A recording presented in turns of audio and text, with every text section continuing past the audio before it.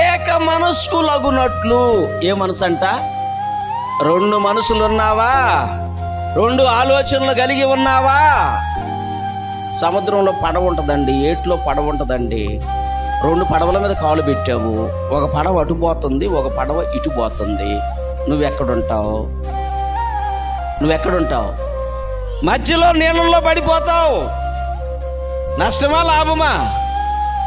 నష్టమే.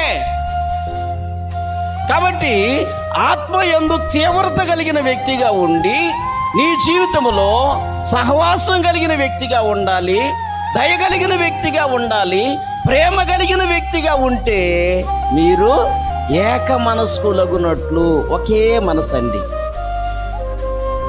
ఒకే మనసు. రెండు మనసులు ఉండకూడదు,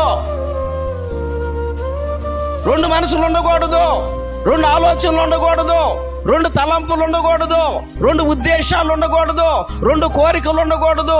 ఒకే కోరిక, ఒకే దేవుడండి. ఎవరు నిన్ను ప్రేమించేది? సాతానుడు నిన్ను ప్రేమిస్తాడా?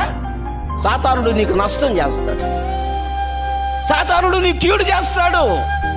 వాడు కావాలని కోరుకున్నావా? నష్టాన్ని నువ్వు అనుభవించడమే, నష్టాన్ని నువ్వు అనుభవించడమే.